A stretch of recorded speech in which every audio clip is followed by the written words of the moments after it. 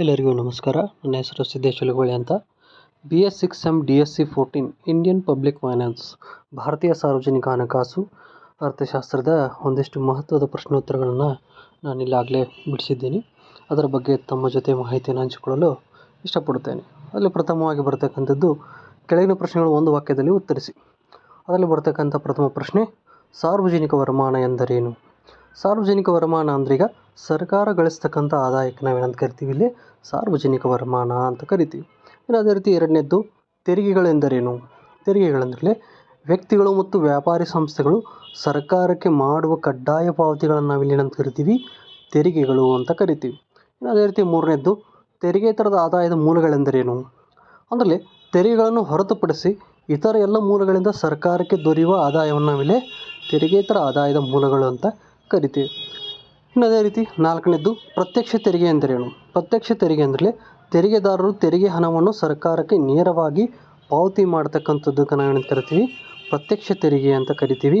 ಅದೇ ರೀತಿ ಪರೋಕ್ಷ ತೆರಿಗೆ ಎಂದರೇನು? ಐದನೇದು, ಇಲ್ಲಿ ಪರೋಕ್ಷ ತೆರಿಗೆ ಅಂದರೆ ವೆಚ್ಚದ ಮೇಲೆ ವಿಧಿಸಲಾಗುವ ತೆರಿಗೆಗಳಿಗೆ ನಾವೇನಂತ ಕರಿತೀವಿ, ಇಲ್ಲಿ ಪರೋಕ್ಷ ತೆರಿಗೆಗಳು ಅಂತ ಕರಿತೀವಿ, ಅಥವಾ ವರ್ಗಾವಣೆ ತೆರಿಗೆ ಅಂತ ಕೂಡ ಇಲ್ಲಿ ಕರೆಯಲಾಗ್ತದೆ.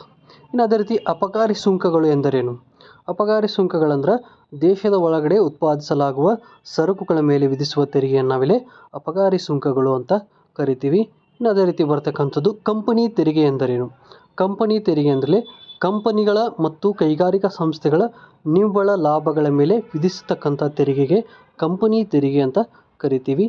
ಅದೇ ರೀತಿ ಎಂಟನೇದ್ದು ವಹಿವಾಟು ತೆರಿಗೆ ಎಂದರೇನು? ಅಂದರೆ ವಹಿವಾಟು ತೆರಿಗೆ ಅಂದರೆ ಒಂದು ನಿರ್ದಿಷ್ಟ ಅವಧಿಯಲ್ಲಿ ಮಾರಾಟಕ್ಕೆ ಒಳಪಟ್ಟ ಸರಕುಗಳ ಒಟ್ಟು ಮೌಲ್ಯದ ಮೇಲೆ ವಿಧಿಸಲಾಗ್ತಕ್ಕಂಥ ತೆರಿಗೆಗೆ ವಹಿವಾಟು ತೆರಿಗೆ ಅಂತ ಕರಿತೀವಿ. ಅದೇ ರೀತಿ ಒಂಬತ್ತನೇದು GST ವಿಸ್ತರಿಸಿ.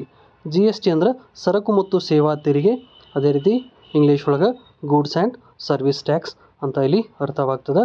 ಅದೇ ರೀತಿ ಮುಂದಿನದಾಗಿ 10ನೇ ಪ್ರಶ್ನೆ, ಸಾರ್ವಜನಿಕ ವೆಚ್ಚ ಎಂದರೇನು? ಸಾರ್ವಜನಿಕ ವೆಚ್ಚ ಅಂದರೆ ಕೇಂದ್ರ ಸರ್ಕಾರ, ರಾಜ್ಯ ಸರ್ಕಾರಗಳು ಮತ್ತು ಸ್ಥಳೀಯ ಸರ್ಕಾರಗಳು ಕೈಗೊಳ್ಳತಕ್ಕಂಥ ವೆಚ್ಚಗಳಿಗೆ ನಾವೇನಂತ ಕರಿತೀವಿ, ಸಾರ್ವಜನಿಕ ವೆಚ್ಚ ಅಂತ ಕರಿತೀವಿ. ಅದೇ ರೀತಿ ಆಯವ್ಯಯದ ಅರ್ಥ ನೀಡಿರಿ. ಆಯವ್ಯಯ ಅಂದರೆ ಯಾವುದೇ ಒಂದು ನಿರ್ದಿಷ್ಟ ಅವಧಿಗಾಗಿ ಸರ್ಕಾರವು ತನ್ನ ಆದಾಯ ಮತ್ತು ವೆಚ್ಚಗಳನ್ನು ಕುರಿತು ತಯಾರಿಸುವ ಅಂದಾಜು ಪಟ್ಟಿಗೆ ನಾವೇನಂತ ಕರಿತೀವಿ, ಆಯವ್ಯಯ ಅಂತ ಇಲ್ಲಿ ಕರಿತೀವಿ. ಅದೇ ರೀತಿ 12ನೇದು ಆರ್ಥಿಕ ಆಯವ್ಯಯ ಎಂದರೇನು? ಆರ್ಥಿಕ ಆಯವ್ಯಯ ಅಂದರೆ ಆರ್ಥಿಕ ವರ್ಗಗಳ ರೂಪದಲ್ಲಿ ವೆಚ್ಚವನ್ನು ಧನ ವಿನಿಯೋಗ ವಿಧಾನಗಳನ್ನು ವರ್ಗೀಕರಿಸುವಿಕೆಯನ್ನು ಆರ್ಥಿಕ ಆಯವ್ಯಯ ಅಂತ ಕರಿತೀವಿ. ಅದೇ ರೀತಿ 13ನೇದು ಸ್ವೀಕೃತಿಗಳು ಎಂದರೇನು? ಸ್ವೀಕೃತಿಗಳಂದ್ರೆ ಸರ್ಕಾರವು ಸ್ವೀಕರಿಸುವ ಆದಾಯಗಳನ್ನು ಅಥವಾ ವರಮಾನಗಳು ಎಂದರ್ಥವಾಗ್ತದೆ.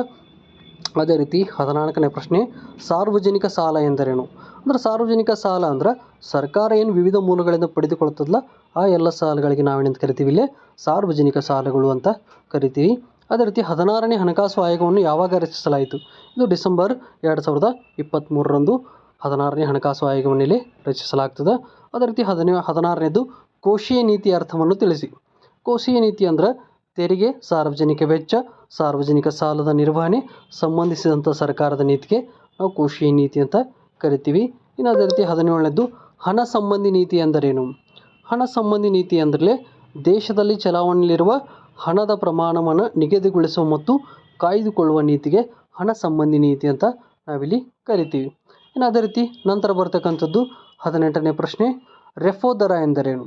ರೆಫೋ ದರ ಅಂದರೆ ವಾಣಿಜ್ಯ ಬ್ಯಾಂಕ್ಗಳು ದೈನಂದಿನ ಆಧಾರದಲ್ಲಿ ಕೇಂದ್ರ ಬ್ಯಾಂಕಿನಿಂದ ಪಡೆದ ಸಾಲಗಳ ಮೇಲೆ ಕೇಂದ್ರ ಬ್ಯಾಂಕ್ ವಿಧಿಸ್ತಕ್ಕಂಥ ಬಡ್ಡಿ ದರಕ್ಕೆ ರೆಫೋ ದರ ಅಂತ ನಾವಿಲ್ಲಿ ಕರಿತೀವಿ. ಅದೇ ರೀತಿ 19ನೇದು 14ನೇ ಹಣಕಾಸು ಆಯೋಗದ ಅಧ್ಯಕ್ಷರು ಯಾರಾಗಿದ್ದರು? 14ನೇ ಹಣಕಾಸಿನ ಆಯೋಗದ ಅಧ್ಯಕ್ಷರು ಡಾಕ್ಟರ್ YV ರೆಡ್ಡಿ ಅವರು ಇಲ್ಲಿ ಆಗಿರ್ತಾರೆ. ಅದೇ ರೀತಿ ಇವೆಲ್ಲ ಬರ್ತಕ್ಕಂಥ ಒಂದು ಪ್ರಶ್ನೆಗಳಾಯಿತು. ಇನ್ನು ಕೆಳಗಿನ ಮಹತ್ವದ ಪ್ರಶ್ನೋತ್ತರಗಳು ಅಂದರೆ 5 ಅಂಕಗಳು ಬಂತು, 10 ಅಂಕಗಳು ಬಂತು, ಎಲ್ಲ ಕೂಡ ಇದರಲ್ಲೇನ ನಾನು ವಿವರಿಸ್ತಾ ಹೋಗಿದ್ದೀನಿ. ಒಂದನೇದು ವರಮಾನದ ಮೂಲಗಳನ್ನು ವಿವರಿಸಿ.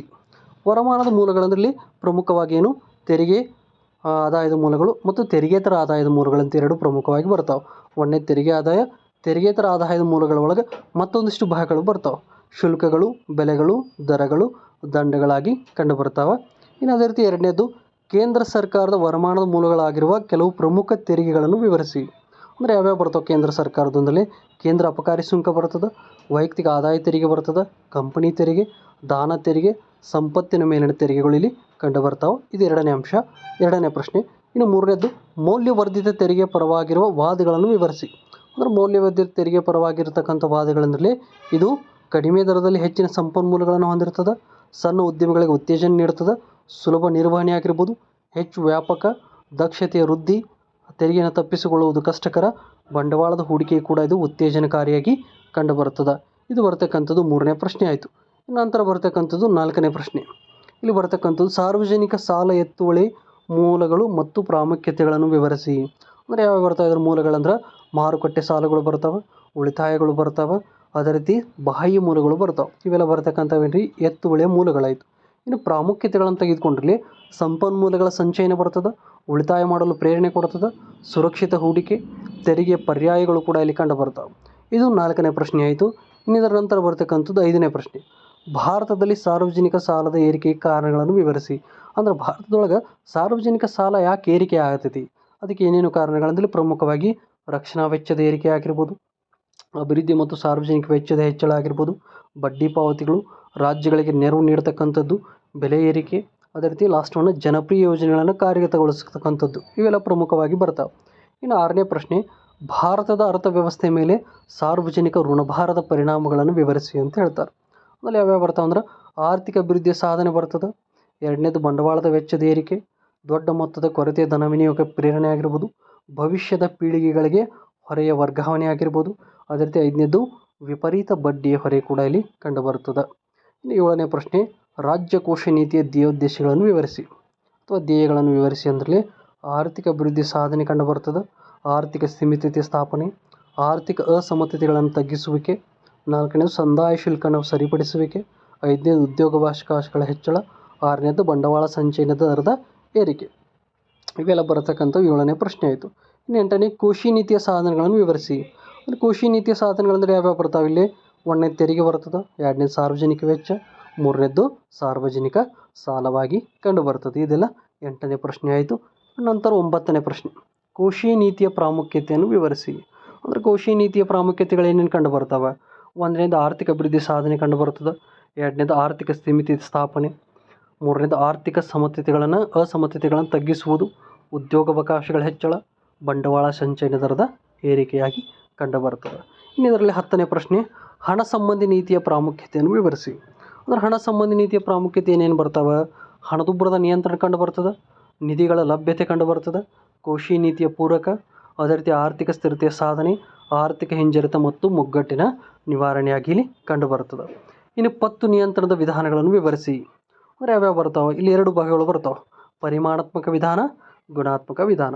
ಒಂದನೇದ್ದು ಪರಿಮಾಣಾತ್ಮಕ ವಿಧಾನಗಳಲ್ಲಿ ಬ್ಯಾಂಕ್ ದರದ ನೀತಿ, ಮುಕ್ತ ಮಾರುಕಟ್ಟೆ ವ್ಯವಹಾರಗಳು, ನಗದು ಮೀಸಲು ಅನುಪಾತದ ಬದಲಾವಣೆ, ರೆಫೋ ದರದ ಬದಲಾವಣೆ, ಇವೆಲ್ಲ ಬರ್ತಕ್ಕಂಥದ್ದು ಪರಿಮಾಣಾತ್ಮಕ. ಇನ್ನು ಗುಣಾತ್ಮಕ ಸಾಲದ ನಿಯಂತ್ರಣಗಳಂದರೆ ಆಧಾರ ಮೌಲ್ಯ ಕೋರಿಕೆಯ ಬದಲಾವಣೆ ಬರ್ತದೆ, ಭಿನ್ನಕರ ಬಡ್ಡಿ ದರ ಬರ್ತದೆ, ಅನುಭೋಗಿ ಸಾಲದ ನಿಯಂತ್ರಣ, ಲಾಸ್ಟ್ ಒನ್ ಸಾಲದ ಪಡಿತರ ಪದ್ಧತಿ.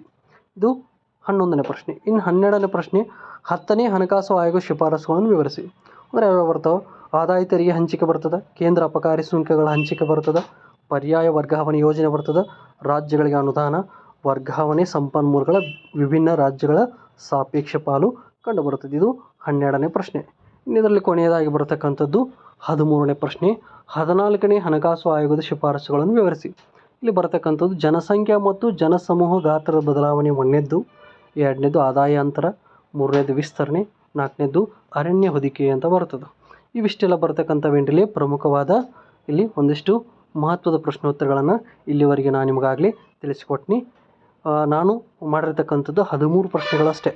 ನನಗೆ ಈ 13 ಪ್ರಶ್ನೆಗಳಲ್ಲಿ ಮಹತ್ವದ ಪ್ರಶ್ನೆಗಳೆಂದು ಅನಿಸಿದಾಗ ನೀವು 13 ಪ್ರಶ್ನೆಗಳನ್ನು ಇಲ್ಲಿ ನಿಮಗಾಗಲೇ ವಿವರಣೆ ನೀಡಿದ್ದೀನಿ. ನಾ ಕೊಟ್ಟಂಥ ಮಾಹಿತಿ ನಿಮಗೆ ಉಪಯುಕ್ತವಾಗಿದ್ದರೆ ನೀವು ಒಂದು ಲೈಕ್ ಕೊಡಿ, ಸಬ್ಸ್ಕ್ರೈಬ್ ಮಾಡಿರಿ ಅಂತ ಕೇಳಿಕೊಳ್ತಾ ನನ್ನ ಮಾಹಿತಿಯನ್ನು ಇಲ್ಲಿಗೆ ಮುಕ್ತಾಯಗೊಳಿಸ್ತಾ ಇದ್ದೀನಿ. ಧನ್ಯವಾದಗಳು.